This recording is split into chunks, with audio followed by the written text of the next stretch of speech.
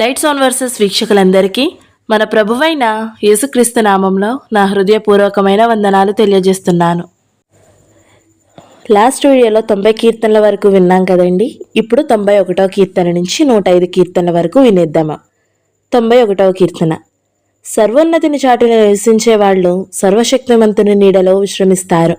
నువ్వే నా ఆశ్రయం, నా కోట, నేను నమ్ముకున్న నా దేవుడు అని నేను యెహోవాతో అంటాను. ఆయన వేటగాడి ఉరిలో నుండి, నాశనకరమైన తెగులు నుండి నిన్ను రక్షిస్తాడు. తన రెక్కలతో నిన్ను కప్పుతాడు. ఆయన రెక్కల కింద నువ్వు ఆశ్రయం పొందుతావు. ఆయన నమ్మకత్వం పెద్ద డాలులా, రక్షణ గోడలా ఉంటుంది. రాత్రి కలిగే భయములకు గాని, పగలు ఎగిరే బాణానికి గాని నువ్వు భయపడవు. చీకట్లో తిరిగే తెగులుకు గాని, మధ్యాహ్నం కలిగే నాశనానికి గాని నువ్వు భయపడవు. నీ పక్కన 1000 మంది, నీ కుడిపక్కన 10,000 మంది పడిపోతారు, కానీ నీకు ఏ హాని జరగదు. నువ్వు కేవలం నీ కళ్ళతో దాన్ని చూస్తావు. దుష్టులు శిక్షింపబడడం నువ్వు చూస్తావు.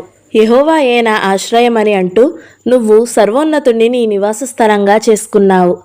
అందుకే ఏ విపత్తు నీ మీదికి రాదు, ఏ తెగులు నీ డేరా దగ్గరికి రాదు. నీ మార్గములన్నిటిలో నిన్ను కాపాడమని ఆయన నీ గురించి తన దూతలకు ఆజ్ఞాపిస్తాడు. నీ పాదానికి రాయి తగలకుండా వాళ్ళు తమ చేతుల మీద నిన్ను మోస్తారు. నువ్వు కొదమ సింహాన్ని, తాచుపామును త్రొక్కుతావు. జూలు ఉన్న సింహాన్ని, పెద్ద పామును కాళ్ల కింద తొక్కుతావు. దేవుడు ఇలా అంటున్నాడు, అతనికి నేనంటే ప్రేమ కాబట్టి నేను అతన్ని రక్షిస్తాను. అతనికి నా పేరు తెలుసు కాబట్టి నేను అతన్ని కాపాడతాను. అతను నాకు మొరపెడతాడు, నేను అతనికి జవాబిస్తాను. కష్టాల్లో అతనికి తోడుంటాను. అతన్ని రక్షించి మహిమపరుస్తాను. దీర్ఘాయుషుతో అతన్ని తృప్తిపరుస్తాను. అతను నా రక్షణ కార్యాల్ని చూసేలా చేస్తాను. 92వ కీర్తన. యెహోవాకు కృతజ్ఞతలు తెలపడం మంచిది. సర్వోన్నతుడా, నీ పేరును స్తుతిస్తూ పాటలు పాడడం మంచిది. ఉదయం నీ విశ్వసనీయ ప్రేమను, రాత్రులు నీ నమ్మకత్వాన్ని చాటించడం మంచిది. 10 తంతుల వాయిద్యంతో, శ్రావ్యంగా పలికే వీణతో నిన్ను స్తుతించడం మంచిది. ఎందుకంటే యెహోవా, నీ కార్యాన్ని బట్టి నేను సంతోషించేలా చేశావు. నీ చేతి పనుల బట్టి నేను సంతోషంతో కేకలు వేస్తున్నాను. యెహోవా, నీ పనులు ఎంత గొప్పవి, నీ ఆలోచనలు ఎంత లోతైనవి. బుద్ధిలేని వాళ్ళెవరూ వాటిని తెలుసుకోలేరు. మూర్ఖులెవ్వరికీ ఈ విషయం అర్థం కాదు. శాశ్వతంగా తుడిచిపెట్టుకుపోవడానికే దుష్టులు కలుపు మొక్కల్లా చిగురిస్తారు. తప్పు చేసే వాళ్ళంతా వర్ధిల్లుతారు. అయితే యెహోవా, నువ్వు శాశ్వతంగా హెచ్చించబడ్డావు. యెహోవా, నీ శత్రువుల ఓటమిని చూడు. నీ విరోధులు ఎలా నాశనమవుతున్నారో చూడు. తప్పు చేసేవాళ్లంతా చెల్లాచెదురవుతారు. అయితే నువ్వు నా బలాన్ని అడవి ఎద్దు కొమ్ముల్లా హెచ్చిస్తావు. నేను నా ఒంటికి తాజా నూనె రాసుకుంటాను. నా శత్రువుల ఓటమిని నేను కళ్ళారా చూస్తాను. నా మీద దాడి చేసే దుష్టుల పతనం గురించి చెవులారా వింటాను. అయితే నీతిమంతులు ఖర్జూర చెట్టులా వర్ధిల్లుతారు. లెబానోనులోని దేవదారు చెట్టులా ఎదుగుతారు. వాళ్ళు యెహోవా మందిరంలో నాటబడ్డారు. మన దేవుని ప్రాంగణంలో వాళ్ళు వర్ధిల్లుతారు. వాళ్ళు ముసలితనంలో కూడా ఫలిస్తూ ఉత్సాహంగా ఉంటారు. పచ్చగా కళకళ్లాడతారు. యెహోవా నిజాయితీపరుడని ప్రకటిస్తూ ఉంటారు. ఆయనే నా ఆశ్రయదుర్గం, ఆయనలో ఏమాత్రం అవినీతి లేదు. 93వ కీర్తన. యెహోవా రాజయ్యాడు. ఆయన వైభవాన్ని వస్త్రంలా వేసుకున్నాడు. యెహోవా బలాన్ని ధరించాడు. ఆయన దాన్ని దట్టీలా కట్టుకున్నాడు. భూమి స్థిరంగా స్థాపించబడింది, దాన్ని కదల్చలేరు. చాలా కాలం క్రితమే నీ సింహాసనం స్థిరపరచబడింది. ఎప్పటి నుండో నువ్వు ఉనికిలో ఉన్నావు. యెహోవా, నదులు ఉప్పొంగాయి. నదులు ఉప్పొంగి ఘోషించాయి. నదులు ఉప్పొంగుతూ హోరెత్తుతూ ఉన్నాయి. అనేక జలాల శబ్దం కన్నా, పోటెత్తే సముద్ర తరంగాల శక్తి కన్నా పరలోకంలో యెహోవా మహిమాన్వితుడు. నీ జ్ఞాపకాలు ఎంతో నమ్మదగినవి.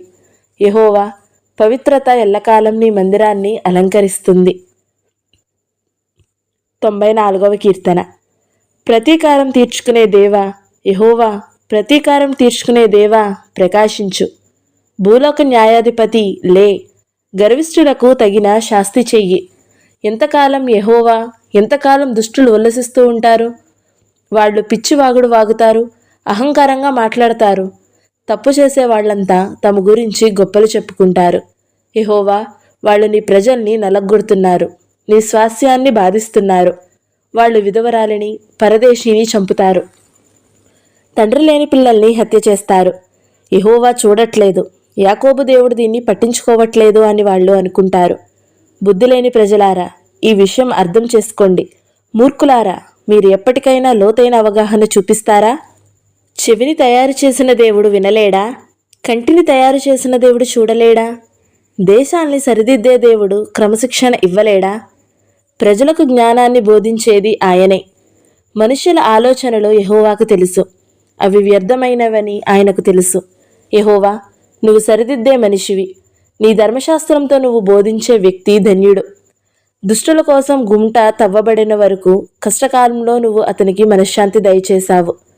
ఎందుకంటే యెహోవా తన ప్రజల్ని విడిచిపెట్టాడు, తన స్వాస్థ్యాన్ని వదిలేయడు. ఎందుకంటే తీర్పు మళ్ళీ న్యాయంగా ఉంటుంది. హృదయంలో నిజాయితీ ఉన్నవాళ్లంతా దాన్ని పాటిస్తారు. దుష్టులకు వ్యతిరేకంగా నా కోసం ఎవరు లేస్తారు? తప్పు చేసే వాళ్లకు వ్యతిరేకంగా ఎవరు నా తరపున నిలబెడతారు? యెహోవా నాకు సహాయం చేసి ఉండకపోతే నేను త్వరగా నశించిపోయేవాణ్ణి. నా పాదం జారుతుందని నేను అనుకున్నప్పుడు యెహోవా నీ విశ్వసనీయ ప్రేమ నన్ను ఆదుకుంటూ వచ్చింది. ఆందోళనలు నన్ను ఉక్కిరిబిక్కిరి చేసినప్పుడు నువ్వే నన్ను ఓదార్చావు, ఊరడించావు. చట్టం పేరుతో సమస్యలు సృష్టించడానికి ప్రయత్నిస్తూ దుష్ట పరిపాలకులు నీతో సంధి చేసుకోగలరా? వాళ్ళు నీతిమంతుల మీద క్రూరమైన దాడులు చేస్తూ అమాయకులకు మరణశిక్ష విధిస్తారు. అయితే యెహోవాయే నాకు సురక్షితమైన ఆశ్రయంగా ఉంటాడు. నా దేవుడే నా ఆశ్రయదుర్గం. ఆయన వాళ్ల దుష్ట పనులను వాళ్ల మీదకే వచ్చేలా చేస్తాడు. వాళ్ల చెడుతనంతోనే వాళ్లంతా నాశనం అవుతారు. మన దేవుడైన యెహోవా వాళ్లను నాశనం చేస్తాడు. 95వ కీర్తన. రండి, సంతోషంతో కేకలు వేస్తూ యెహోవాను స్తుతిద్దాం. విజయోత్సాహంతో కేకలు వేస్తూ మనల్ని రక్షించే ఆశ్రయదుర్గాన్ని స్తుతిద్దాం. కృతజ్ఞతలతో ఆయన సన్నిధికి వద్దాము. పాటలు పాడుతూ విజయోత్సాహంతో కేకలు వేస్తూ ఆయన్ని స్తుతిద్దాము. ఎందుకంటే యెహోవా మహాదేవుడు, దేవుళ్ళందరి మీద మహారాజు. భూమి అగాధ స్థలాలు ఆయన చేతిలో ఉన్నాయి, పర్వత శిఖరాలు ఆయనవే. ఆయన చేసిన సముద్రం ఆయనదే, ఆరిన నేలను ఆయన చేతులే తయారు చేశాయి. రండి, దేవుణ్ణి ఆరాధిద్దాం, ఆయనకు వంగి నమస్కారం చేద్దాము. మనల్ని తయారు చేసిన యెహోవా ముందు మోకరిద్దాము. ఎందుకంటే ఆయన మన దేవుడు, మనం ఆయన ప్రజలము. మందలోని గొర్రెల్లా ఆయన మనల్ని చూసుకుంటాడు. ఈరోజు మీరు ఆయన స్వరాన్ని వింటే మొరీబా దగ్గర చేసినట్లు, ఎడారిలో మస్సా రోజు చేసినట్టు మీ హృదయాల్ని కఠినపరుచుకోకండి. ఇప్పుడు మీ పూర్వీకులు నన్ను పరీక్షించారు. నేను చేసిన పనుల్ని చూసి కూడా నన్ను సవాలు చేశారు. నేను 40 సంవత్సరాలు ఆ తరాన్ని అసహ్యించుకున్నాను. ఈ ప్రజల హృదయాలు ఎప్పుడు పక్కదారి పడుతూ ఉంటాయి. వీళ్ళు నా మార్గాల్ని తెలుసుకోలేదు అని నేను అన్నాను. కాబట్టి నేను కోపంతో ఇలా ప్రమాణం చేశాను, వీళ్ళు నా విశ్రాంతిలోకి ప్రవేశించరు అని. 96వ కీర్తన. యెహోవాకు ఒక కొత్త పాట పాడండి. భూమి మీదున్న సమస్త ప్రజలారా, యెహోవాకు పాట పాడండి. యెహోవాకు పాట పాడండి, ఆయన పేరును స్తుతించండి. ప్రతిరోజు ఆయన రక్షణ సువార్తను ప్రకటించండి. దేశాల మధ్య ఆయన మహిమను, దేశ దేశాల ప్రజలందరి మధ్య ఆయన అద్భుతమైన పనుల్ని చాటించండి. యెహోవా గొప్పవాడు, అత్యంత స్తుతిపాత్రుడు, దేవుళ్ళందరికంటే పూజ్యనీయుడు. దేశ దేశాల ప్రజలు పూజించే దేవుళ్ళందరూ వ్యర్థమైన దేవుళ్ళు, కానీ యెహోవా ఆకాశాన్ని తయారు చేసిన దేవుడు. ఘనత వైభవాలు ఆయన సన్నిధిలో ఉన్నాయి, బల సౌందర్యాలు ఆయన పవిత్రమైన స్థలంలో ఉన్నాయి. దేశ దేశాల కుటుంబాలారా, యెహోవాకు తగిన ఘనత ఆయనకు ఇవ్వండి. యెహోవా మహిమను బట్టి, బలాన్ని బట్టి ఆయనకు తగిన ఘనత ఇవ్వండి. యెహోవా పేరుకు తగిన మహిమ ఆయనకు చెల్లించండి. కానుక తీసుకుని ఆయన ప్రాంగణాలోనికి రండి. పవిత్రమైన బట్టలు వేసుకుని యెహోవాకు వంగి నమస్కారం చేయండి.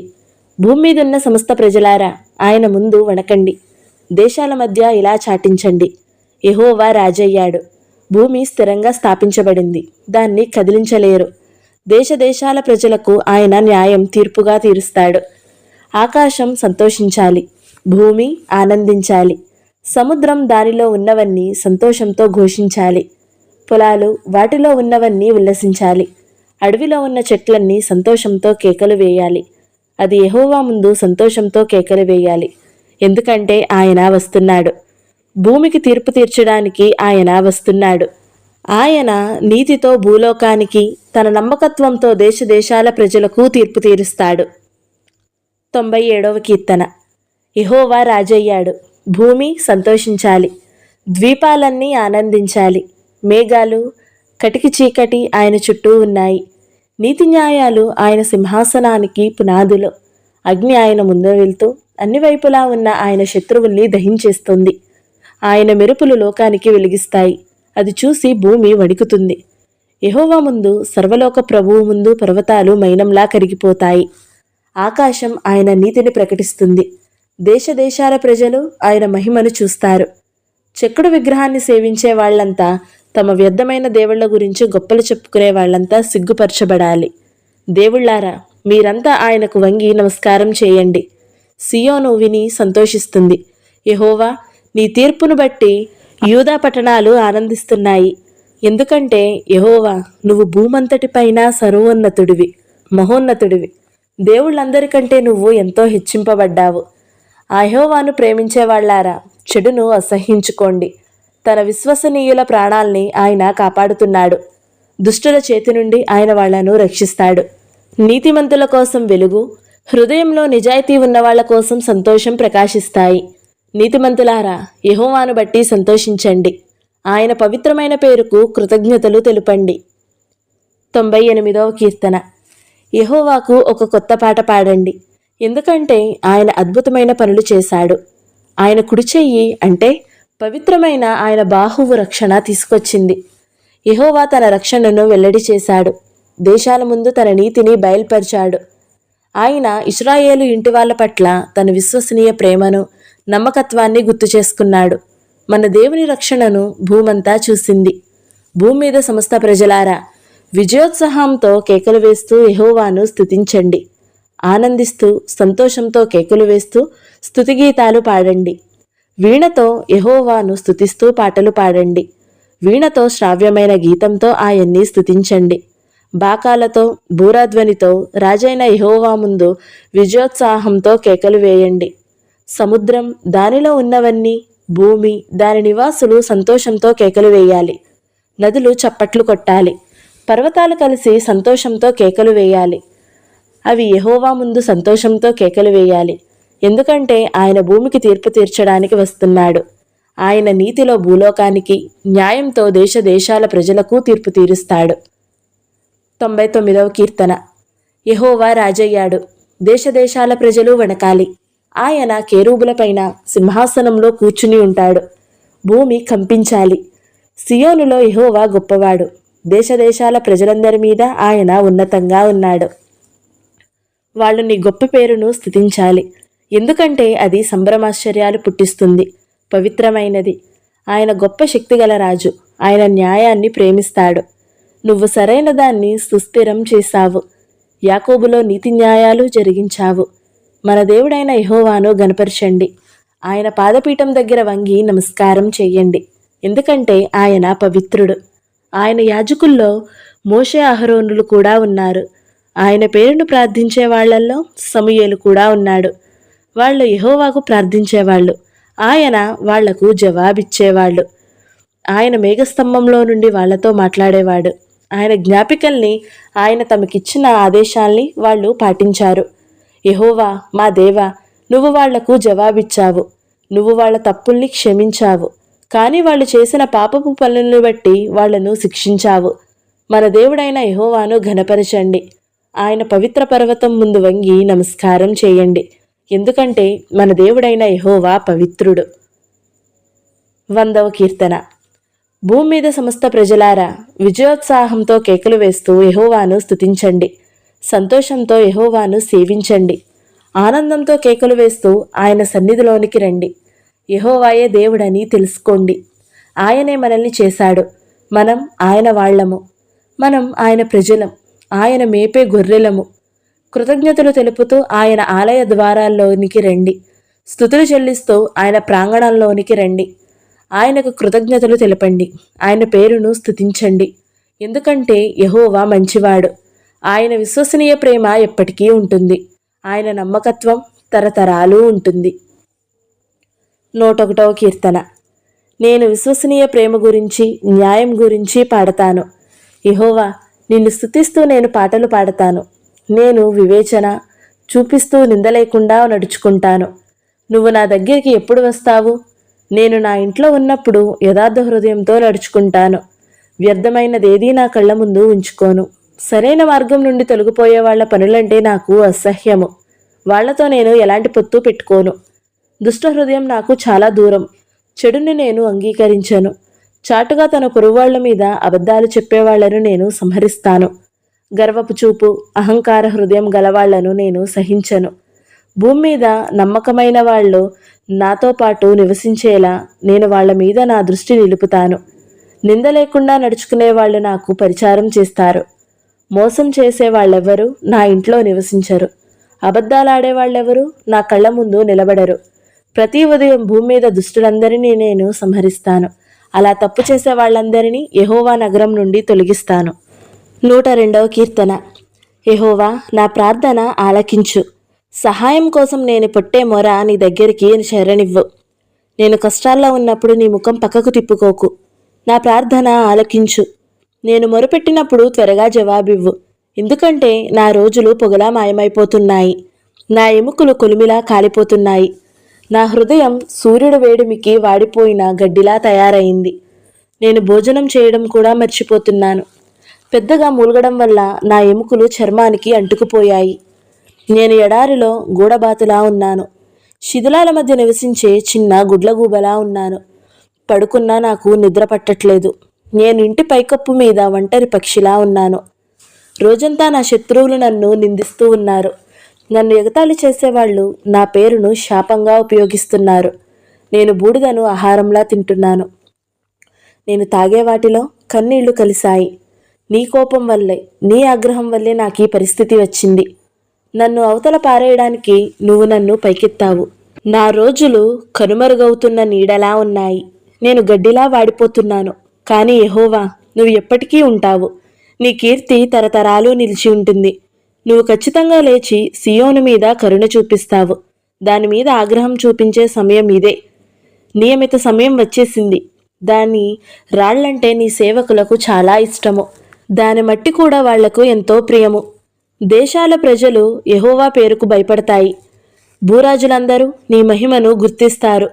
ఎందుకంటే యెహోవా సియోనును మళ్ళీ నిర్మిస్తాడు. ఆయన తన మహిమతో కనిపిస్తాడు.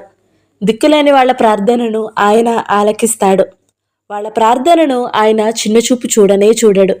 పుట్టబోయే ప్రజలు యెహోవాను స్తుతించేలా భావితరం కోసం ఇవి వ్రాయబడింది. ఆయన పవిత్రమైన తన ఉన్నత స్థలం నుండి కిందికి చూస్తున్నాడు. యెహోవా పరలోకం నుండి భూమిని చూస్తున్నాడు. చెరసాలలో ఉన్న వాళ్ళు నిట్టూర్పులు విడవడానికి, మరణశిక్ష విధింపబడిన వాళ్లను విడిపించడానికి ఆయన అలా చూస్తున్నాడు. దానివల్ల సియోనులో యెహోవా పేరు, యెరూషలేములో ఆయన స్తుతి ప్రకటించబడతాయి. అప్పుడు యెహోవాను సేవించడానికి ఆయా దేశాల, రాజ్యాల ప్రజలు సమకూడుతారు. సమయం రాకముందే ఆయన నా బలాన్ని తీసేశాడు. నా రోజుల్ని తగ్గించాడు. నేనిలా అన్నాను, తరతరాలు జీవించే దేవా, అర్ధాయుష్యులోనే నన్ను చనిపోనివ్వకు. చాలా కాలం క్రితం నువ్వు భూమికి పునాదులు వేశావు. ఆకాశము నీ చేతి పనే. అవి నశించిపోతాయి, కానీ నువ్వు ఎప్పటికీ ఉంటావు. వస్త్రంలా అవన్నీ చీకిపోతాయి. బట్టల్లా నువ్వు వాటిని మార్చేస్తావు. అవి లేకుండా పోతాయి. కానీ నువ్వు ఎప్పుడూ ఒకేలా ఉంటావు. నీ సంవత్సరాలకు ముగింపు లేనేలేదు. నీ సేవకుల పిల్లలు సురక్షితంగా నివసిస్తారు. వాళ్ల సంతానం నీ ముందు స్థిరపరచబడుతుంది. 103వ కీర్తన. నా ప్రాణమా, యెహోవాను స్తుతించు. నాలో ఉన్న సమస్తమా, ఆయన పవిత్రమైన పేరును స్తుతించు. నా ప్రాణమా, యెహోవాను స్తుతించు. ఆయన చేసిన వాటన్నిటికీ ఎప్పటికీ మర్చిపోకు. ఆయన నా తప్పులన్నిటినీ క్షమిస్తాడు. నా రోగాలన్నిటినీ బాగుచేస్తాడు. గోతిలో నుండి ఆయన నా ప్రాణాన్ని కాపాడతాడు. విశ్వసనీయ ప్రేమను, కరుణను నాకు కిరీటంలా పెడతాడు. నేను గద్దలా నవయవనంగా ఉండేలా నా జీవితమంతా మంచి వాటితో ఉన్న నన్ను తృప్తిపరుస్తాడు. బాధించబడుతున్న వాళ్ళందరి కోసము యెహోవా నీతి న్యాయాలతో చర్య తీసుకుంటాడు. ఆయన మోషేకు తన మార్గాల్ని, ఇశ్రాయేలుకు తన కార్యాల్ని తెలియజేశాడు. యెహోవా కరుణ, కనికరం గల దేవుడు. ఆయన ఓర్పును, అపారమైన విశ్వసనీయ ప్రేమను చూపిస్తాడు. ఆయన ఎప్పుడూ తప్పులు వెతుకుతూ ఉండడు, ఎంతకాలం కోపం పెట్టుకోడు. ఆయన మన పాపాలకు తగ్గట్టు మనతో వ్యవహరించలేదు, మన తప్పులకు తగినట్టు మనల్ని శిక్షించనూ లేదు. ఆకాశం భూమి కన్నా ఎంత ఎత్తుగా ఉందో, తనకు భయపడే వాళ్ల పట్ల ఆయన విశ్వసనీయ ప్రేమ అంత గొప్పది. పడమటికి తూర్పు ఎంత దూరంలో ఉంటుందో, ఆయన మన అపరాధాల్ని మనకు అంత దూరంలో ఉంచాడు. తండ్రి తన కుమారుల మీద కరుణ చూపించినట్లు యెహోవా తనకు భయపడే వాళ్ల మీద కరుణ చూపించాడు. ఎందుకంటే మనం ఎలా తయారు చేయబడ్డామో ఆయనకు బాగా తెలుసు. మనం మట్టివాళ్లమని ఆయన గుర్తు చేసుకుంటాడు. మనిషి ఆయుష్ గడ్డి ఆయుష్ లాంటిదే. గడ్డి పువ్వు వికసించినట్లు అతను వికసిస్తాడు, కాని గాలి వీచగానే అది లేకుండా పోతుంది. అది అస్సలు ఎప్పుడూ అక్కడ లేనట్టే ఉంటుంది. కాని యెహోవాకు భయపడే వాళ్ల పట్ల ఆయన విశ్వసనీయ ప్రేమ శాశ్వత కాలం ఉంటుంది. ఆయన నీతి వాళ్ళ పిల్లల పిల్లల కాలం వరకు ఉంటుంది. ఆయన ఒప్పందానికి కట్టుబడి ఉండేవాళ్ల విషయంలో, ఆయన ఆదేశాన్ని జాగ్రత్తగా పాటించే వాళ్ల విషయంలో అలా జరుగుతుంది. పరలోకంలో యెహోవా తన సింహాసనాన్ని బలంగా స్థాపించాడు. ఆయన రాజరికం అన్నిటి మీద ఉంది. ఆయన స్వరానికి లోబడుతూ ఆయన మాటను నెరవేర్చే శక్తిమంతులైన దూతల్లారా, మీరంతా యెహోవాను స్తుతించండి. ఆయన సర్వ సైన్యాల్లారా, ఆయన ఇష్టాన్ని నెరవేర్చే ఆయన పరిచారకులారా, యెహోవాను స్తుతించండి. ఆయన పరిపాలించే స్థలాలన్నిటిలో ఉన్న ఆయన సమస్త కార్యాల్లారా, యెహోవాను స్తుతించండి. నా ప్రాణమా, యెహోవాను స్తుతించు. 104వ కీర్తన. నా ప్రాణమా, యెహోవాను స్తుతించు. యెహోవా నా దేవా, నువ్వు ఎంతో గొప్పవాడివి. నువ్వు ఘనతను వైభవాన్ని ధరించావు. వెలుగును వస్త్రంలా చుట్టుకున్నావు. డేరా తెరను పరిచినట్లు నువ్వు ఆకాశాన్ని పరుస్తావు. పైనున్న జలాల్లో ఆయన తన ఇంటి పైగదుల దూలాల్లా వేశాడు. మేఘాల్ని తన రథంలా చేసుకుని గాలి రెక్కల మీద ప్రయాణిస్తాడు. ఆయన తన దూతల్ని వాయువులుగా, తన పరిచారకుల్ని దహించే అగ్నిగా చేస్తాడు. ఆయన భూమిని దాని పునాదుల మీద స్థిరపరిచాడు. అది దాని చోటు నుండి ఎప్పటికీ కదిలించబడదు. నువ్వు అగాధ జలాల్ని దానికి వస్త్రంలా కప్పావు. నీళ్లు పర్వతాలపైన నిలిచాయి. నువ్వు గద్దించినప్పుడు అవి పారిపోయాయి. నీ ఉరుము శబ్దానికి అవి కంగారు కంగారుగా పారిపోయాయి. పర్వతాలు ఎత్తయ్యాయి, లోయలు కిందకి దిగాయి. నువ్వు వాటి కోసం నిర్ణయించిన చోటుకు అవి వెళ్ళిపోయాయి. అవి మళ్ళీ ఎప్పుడు భూమిని ముంచేయకుండా అవి దాటకూడదని ఒక హద్దును వాటికి నియమించావు. ఆయన లోయల్లోకి ఊటల్ని పంపిస్తాడు.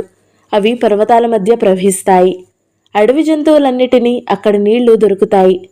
అడవి గాడిదలు తమ దాహం తీర్చుకుంటాయి. వాటికి పైన ఆకాశ పక్షులు నివసిస్తాయి. గుబురుగా ఉన్న కొమ్మల్లో నుండి అవి పాటలు పాడుతున్నాయి.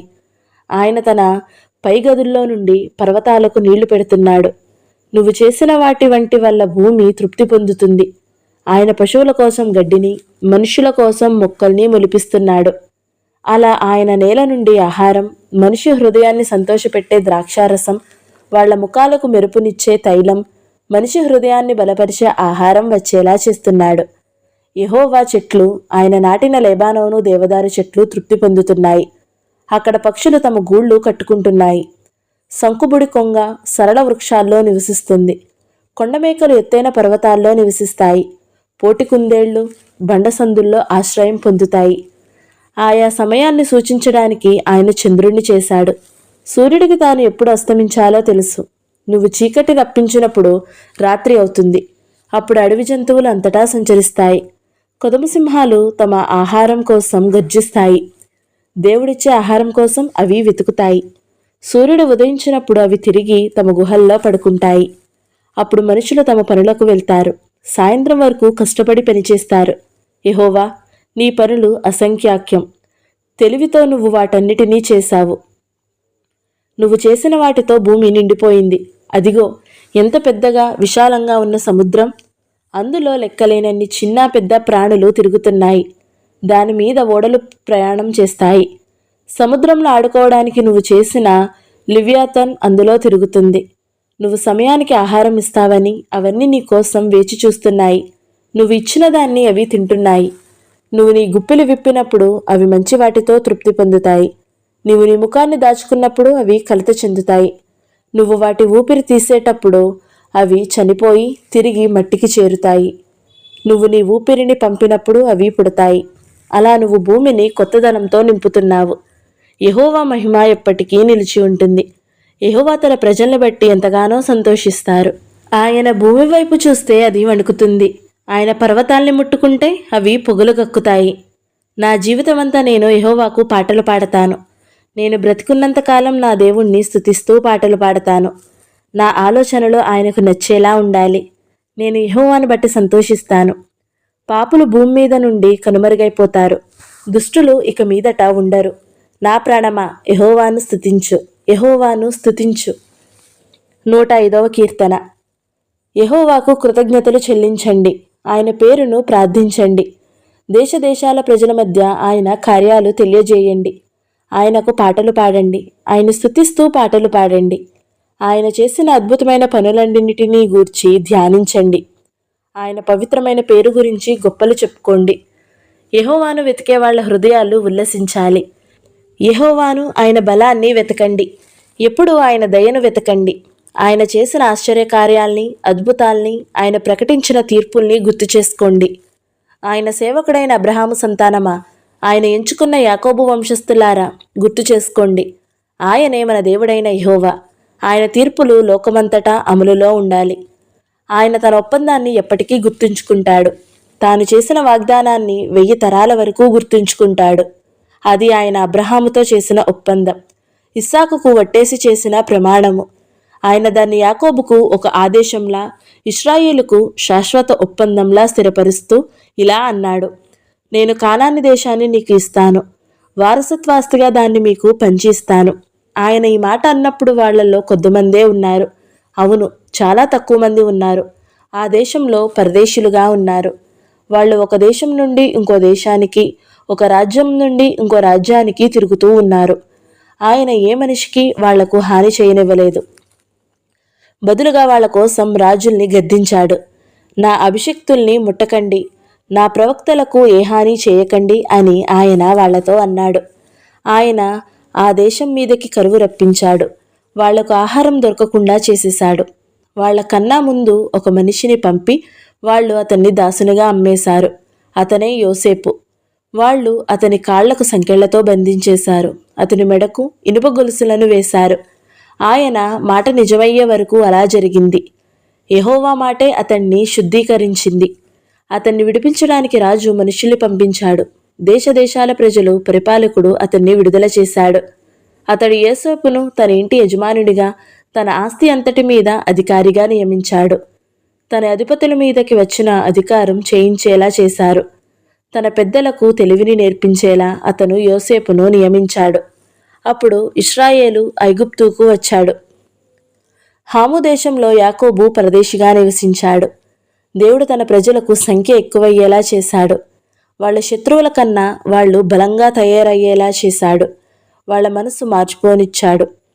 ఆయన ప్రజల్ని ద్వేషించేశారు. ఆయన సేవకుల మీద కుట్ర పన్నారు. ఆయన తన సేవకుడైన మోషేను, తాను ఎంచుకున్న అహరోనును పంపించాడు. వాళ్ళు ఐగుప్తీయుల మధ్య ఆయన సూచనల్ని, హాము దేశంలో ఆయన అద్భుతాల్ని చూపించారు. ఆయన చీకటిని పంపినప్పుడు దేశమంతటా చీకటి కమ్మింది. వాళ్ళు ఆయన మాటలకు ఎదురు తిరగలేదు. ఆయన వాళ్ల నీళ్లను రక్తంగా మార్చి వాళ్ల చేపల్ని చంపేశాడు. వాళ్ల దేశం కప్పలతో నిండిపోయింది. చివరికి రాజభవనంలో కూడా కప్పలు వచ్చేశాయి.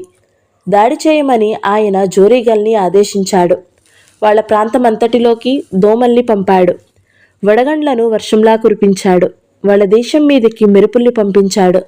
వాళ్ళ ద్రాక్ష చెట్లకు, అంజూరపు చెట్లను నాశనం చేసేశాడు. వాళ్ల ప్రాంతంలోని చెట్లను నేలమట్టం చేశాడు. దాడి చేయమని మిడతలకు, లెక్కలేనన్ని మిడత పిల్లలకు ఆజ్ఞ ఇచ్చాడు. అవి దేశంలోని మొక్కలన్నిటినీ, భూమి పంటను మృంగేశాయి. తరువాత ఆయన వాళ్ళ దేశంలోని మొదటి సంతానమంతటినీ, వాళ్ల శక్తికి ప్రథమ ఫలాన్ని చంపేశాడు. ఆయన వెండి బంగారాలతో తన ప్రజల్ని బయటికి తీసుకొనొచ్చాడు. ఆయన గోత్రాల్లో ఎవరూ తడబడలేదు. వాళ్ళు వెళ్ళిపోయినప్పుడు ఐగుప్తు సంతోషించింది. ఎందుకంటే ఇశ్రాయేలీయులంటే వాళ్లకు భయం పట్టుకుంది. వాళ్లను సంరక్షించడానికి ఆయన మేఘాన్ని పరిచాడు. రాత్రిపూట వెలుగునివ్వడానికి అగ్నిని ఇచ్చాడు. వాళ్ళు మాంసం అడిగినప్పుడు ఆయన పూరేడు పిట్టల్ని రప్పించాడు. ఆకాశం నుండి ఆహారం రప్పించి వాళ్లను తృప్తిపరుస్తూ వచ్చాడు. ఆయన బండరాయిని చీల్చినప్పుడు నీళ్లు వచ్చాయి. అవి ఎడారిలో నదిలా ప్రవహించాయి. ఆయన తన సేవకుడైన అబ్రహాముతో చేసిన పవిత్ర వాగ్దానాన్ని గుర్తు చేసుకున్నాడు. అందుకే తన ప్రజలు ఉల్లసిస్తూ తాను ఎంచుకున్న వాళ్ల సంతోషంతో కేకలు వేస్తూ బయటికి వచ్చేలా చేశాడు. వేరే ప్రజల ప్రాంతాల్ని వాళ్ళకిచ్చేశాడు. దేశాల ప్రజల కష్టార్జితాన్ని వాళ్ళ సొంతం చేసుకున్నారు. వాళ్ళు తమ ఆదేశాలను పాటించాలని, తమ నియమాలు అనుసరించాలని ఆయన అలా చేశాడు. యెహోవాను స్తుతించండి. ఈ వీడియో మీకు నచ్చినట్లయితే లైక్ చేయండి, షేర్ చేయండి. ఇలాంటి మరిన్ని వీడియోల కోసం మన ఛానల్ని తప్పకుండా సబ్స్క్రైబ్ చేసుకోండి. Thank you so much for watching. Praise the lord.